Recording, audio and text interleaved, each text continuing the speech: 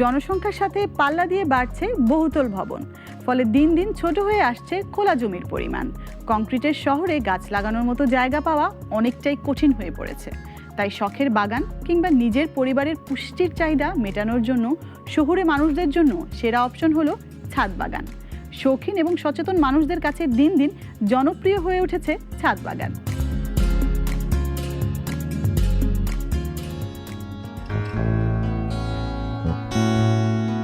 পরিবেশ সুরক্ষায় তাপমাত্রা নিয়ন্ত্রণে রাখতে শহরাঞ্চলে বাড়ির ছাদে বাগান করার বিকল্প নেই। পৃথিবীর অনেক দেশে এখন ছাদে বাগান করা বাধ্যতামূলক করা হয়েছে।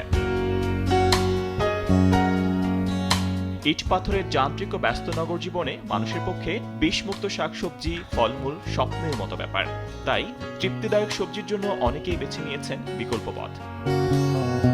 গাছ দেখলে আমি মুগ্ধ হই, মনের খোরাক থেকেই আর কি এই বাগানটা শুরু করা।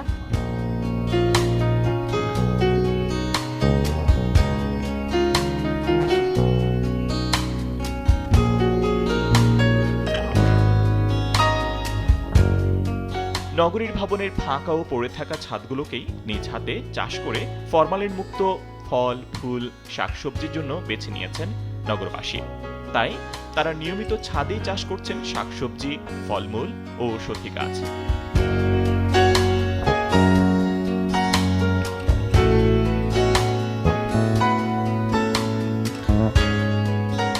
আমাদের নান্দনিক এই জীবনে সবুজ থাকাটা একটু জরুরি, কারণ আমাদের ঢাকা শহরে এত পলিউশন, এয়ার পলিউশন, তো গাছপালার কারণে দেখা যাবে যে আমরা ফ্রেশ একটা অক্সিজেন পাই।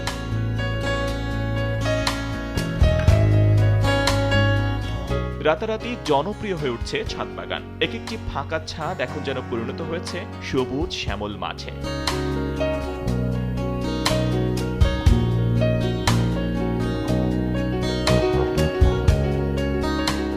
দিন দিন শখের এসব বাগানে বাড়ছে নতুন নতুন গাছের সংখ্যাও।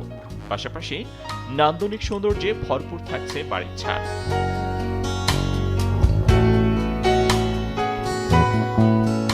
একটা ফুল কিন্তু একটা মানুষের জীবন অনেক সময় চেঞ্জ করে দেয়। আমরা জানি যে ফুলের থেকে সবচেয়ে বড় উপহার আর কিছু হয় না, তো মানুষের প্রশান্তি দেয় একটা ফুল দিয়ে। তো আমি চাই যাদের বাগান করার ইচ্ছে আছে তারা নতুন করে শুরু করুন।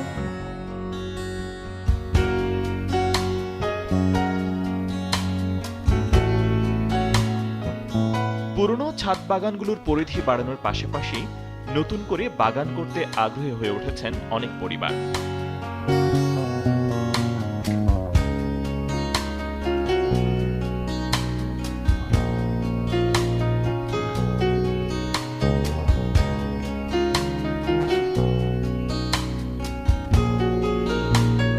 ছাদ বাগানের মালিকেরা বলছেন, নিজস্ব উৎপাদিত স্বাস্থ্যসম্মত খাদ্য শরীরের জন্য যেমন নিরাপদ, তেমনি আবাসনের স্থানকে দূষণমুক্ত রাখতে গুরুত্বপূর্ণ ভূমিকা রাখছে এই ছাদ বাগানগুলো।